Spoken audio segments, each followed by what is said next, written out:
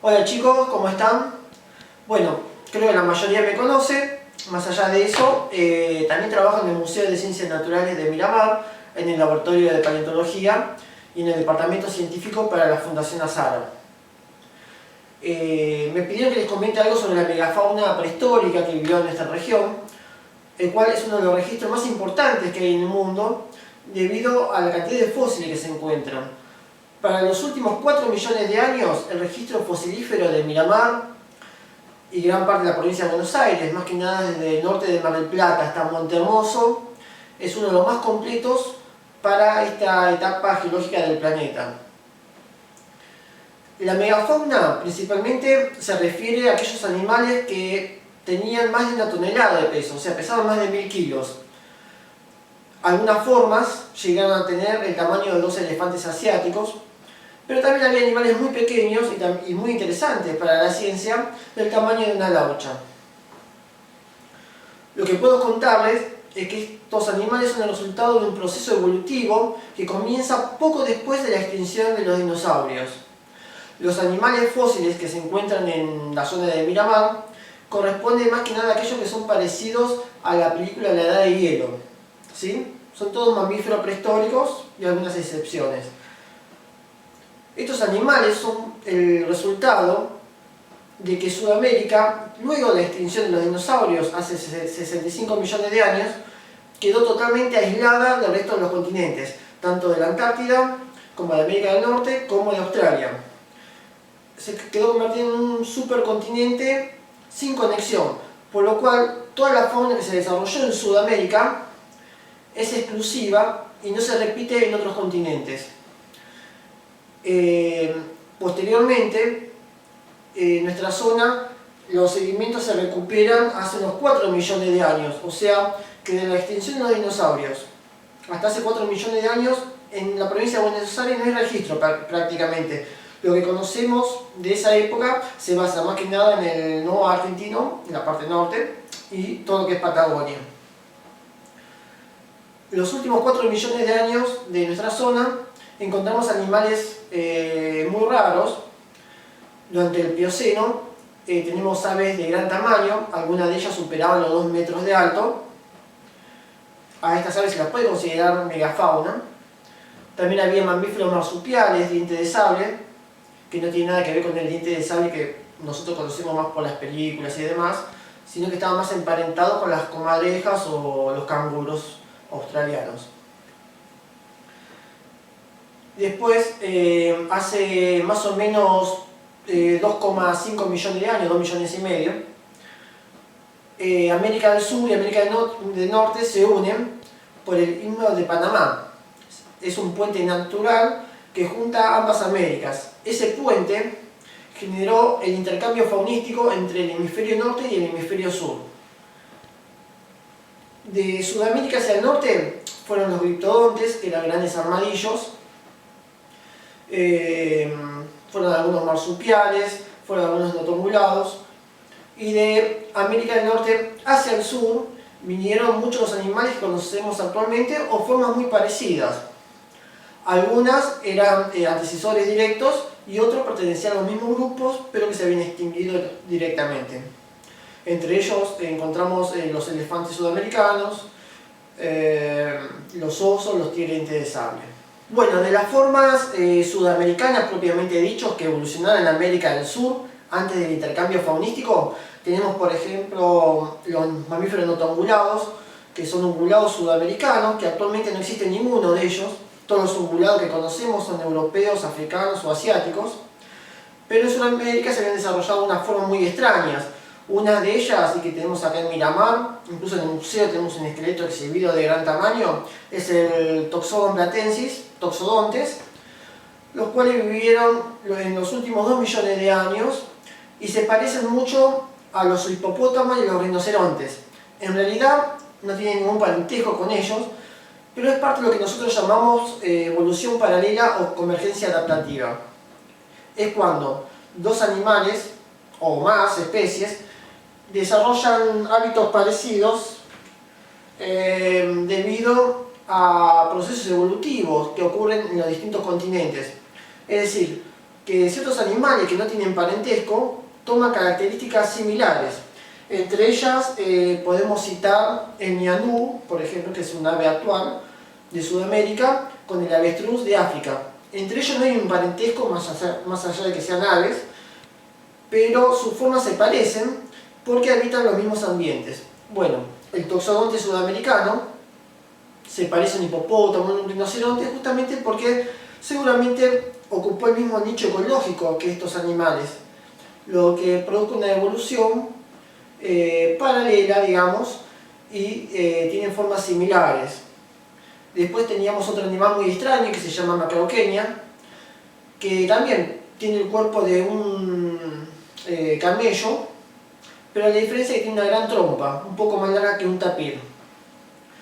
Después tenemos también formas más pequeñas como el Paedoterio, que era el más pequeño de los notomuglados, que también hemos registrado en Miramar algunos restos bastante completos de esta especie. Luego vienen otros animales más característicos, como los perezosos gigantes. Actualmente los perezosos los conocemos en las selvas de Amazonia, incluso en el norte de Argentina, en el noroeste, hay algunos de estos perezosos que son de movimientos muy lentos. En la prehistoria miramarense tenemos varias especies de perezosos gigantes. Un esqueleto de esta especie lo tenemos exhibido también en el museo, que es el más pequeño de los perezosos prehistóricos de nuestra zona, que se llama Ecelidotherium leptocephalum, el cual hemos encontrado muchos restos. Incluso en la zona del Mar del Sur encontramos un esqueleto, que no es el exhibido, es otro que tenemos guardado, que está abrazando a su cría, que es un hallazgo único y que generó muchos estudios. Después tenemos otras especies como Glossotherio, como Catonix, ¿qué más tenemos? Milodon. Cerca del muelle de pesca encontramos un perezoso de enorme tamaño que se llama Lestodon ornatus. Y después tenemos también otro perezoso gigante, que es el más grande de todos, que se llama Megatherio americanum. Para que se den una idea, este animal en dos patas medía algo más de 4 metros y pesaba más o menos 5 toneladas. Después, dentro de la fauna sudamericana típica, tenemos los gliptodontes, que son los únicos mamíferos que desarrollaron una cobertura en su cuerpo como un caparazón. Estos animales tenían diferentes tamaños y formas. Se conocen aproximadamente unas 35 especies de gliptodontes, los cuales varían en su tamaño.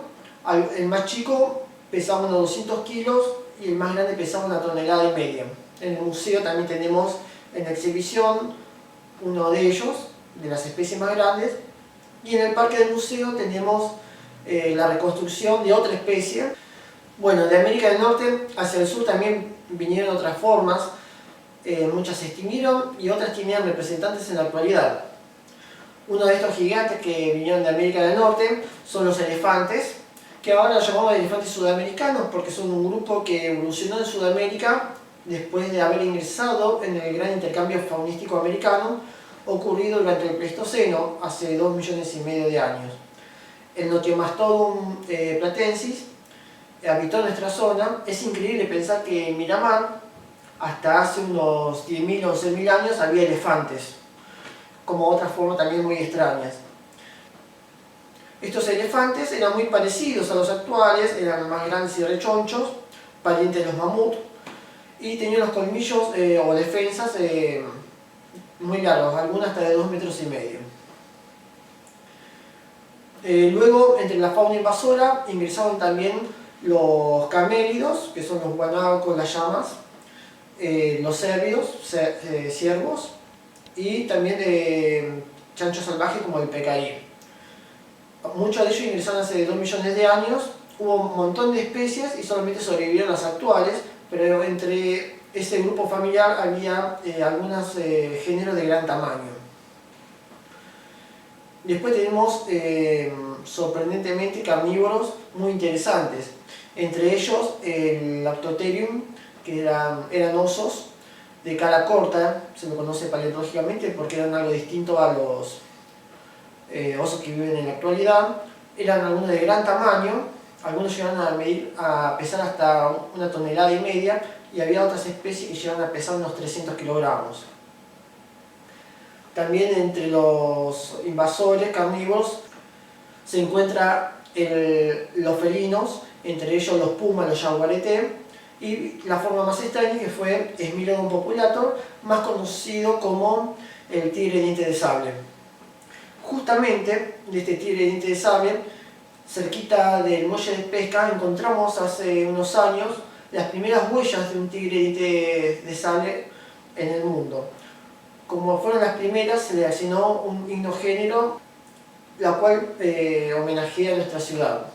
Se llama Felipeda miramarensis. Bueno, y después, en este intercambio faunístico, también tenemos al último invasor, uno de los más importantes, que es el hombre.